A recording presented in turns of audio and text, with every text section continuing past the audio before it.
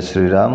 हम लोग number system के एक्सरसाइज 1.2 के फर्स्ट क्वेश्चन में पहुंच चुके हैं। फर्स्ट क्वेश्चन में देखिए क्या कह रहा है। State whether the following statements are true और फॉल्स, जस्टिफाई योर आंसर। इसमें कह रहे हैं कि आप जो है स्टेटमेंट पढ़िए और बताइए कि इसमें से कौन सा गलत है कौन सा सही है, और अगर गलत है तो क्यों है और सही है तो क्यों सही है। तो आइए इसको थोड़ा सा हम लोग करते हैं। सबसे पहले इस क्वेश्चन को सॉल्व करने के लिए एक्सरसाइज 1.2 के फर्स्ट पार्ट में देखते हैं कि हमें ये पता होना चाहिए कि इरेशनल नंबर क्या होता है। ठीक है, व्हाट इज इरेशनल नंबर। तो इरेशनल नंबर को जानने से पहले थोड़ा सा रेशनल नंबर का इंट्रोडक्शन हम लोग कर लेते हैं कि रेशनल नंबर क्या है, जो कि मैंने पिछले वीडियो में बताया था।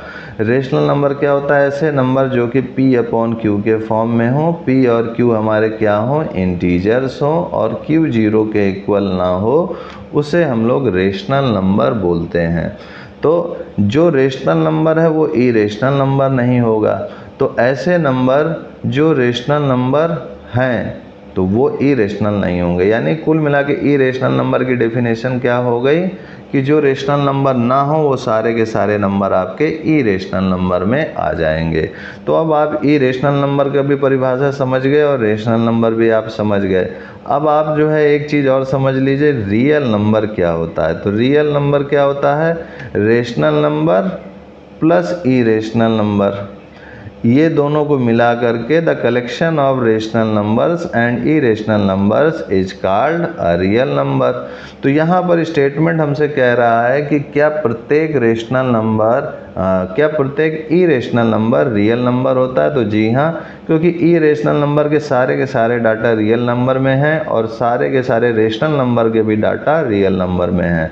तो इसलिए यह स्टेटमेंट सही होगा। तो यहाँ पर आप लिख सकते हैं true, because all rational numbers and all irrational numbers form the collection of real numbers। तो रियल नंबर्स में क्या है, कलेक्शन है डाटा का, सारे नंबर्स का कलेक्शन है जो कि रेशनल नंबर है और इरेशनल नंबर है। इसलिए यह स्टेटमेंट ट्रू होगा।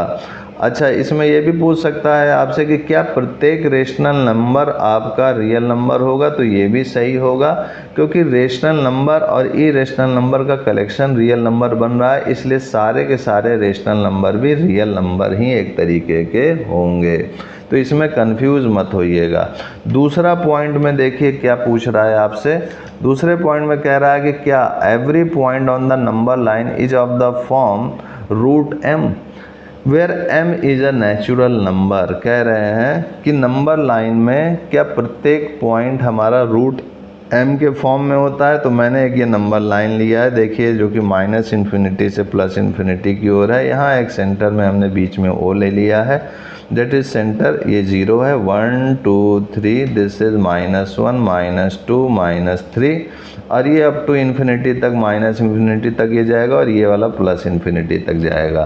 तो यहाँ पर सपोज कीजिए, यहाँ मैं एक पॉइंट ले लूँ, यहाँ ले लूँ, यहाँ पर एक पॉइंट ले लूँ, यहाँ पर पॉइंट ले लूँ, यहाँ पॉइंट ले लूँ। अगर इनमें से कोई भी पॉइंट मैं लेता हूँ तो क्या वो रूट m के फॉर्म में होगा, और m क्या है आपका, एक नेचुरल नंबर है। तो अगर नेचुरल नंबर इन्होंने बोल दिया तो नेचुरल नंबर यानी 1 से ये counting number are called natural number, 1 2 3 4 ये सारे नेचुरल नंबर हो गए। तो अगर मैं यहाँ पर सपोज कीजिए पॉइंट ले लिया, तो यहाँ पर अब जो भी नंबर होगा वो तो निगेटिव में होगा। अब जब निगेटिव का स्क्वायर रूट लेंगे तो वो जो है नेचुरल नंबर तो है नहीं, अब वो पॉसिबल भी नहीं होगा निगेटिव का स्क्वायर रूट। तो यहाँ पर हम कह सकते हैं कि this statement is false because in the number line there are positive integers as well as negative integers, but if we take the square root of negative integers we cannot solve it, because the negative integers with square root is not possible। तो यहाँ पर लिख सकते हो आप false, because negative numbers cannot be square root of any natural number.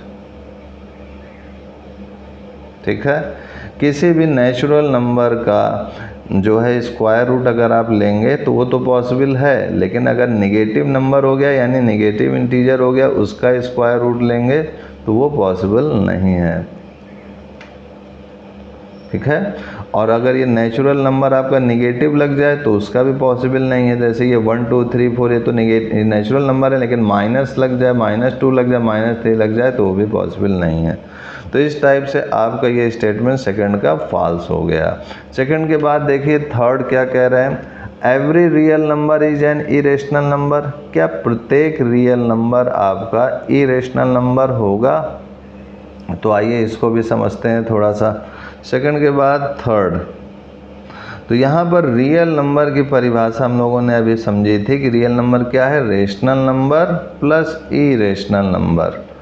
ठीक है, अब क्या प्रत्येक रियल नंबर आपका इरेशनल नंबर होगा? तो प्रत्येक रियल नंबर इरेशनल नंबर नहीं होगा, लेकिन प्रत्येक इरेशनल नंबर रियल नंबर होगा।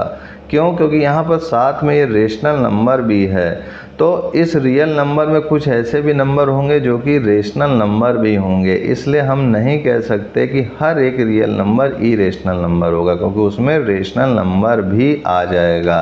तो यहाँ आप आंसर में लिख सकते हो ये स्टेटमेंट फॉल्स है। क्यों फॉल्स है? Because rational number are also a part of real number.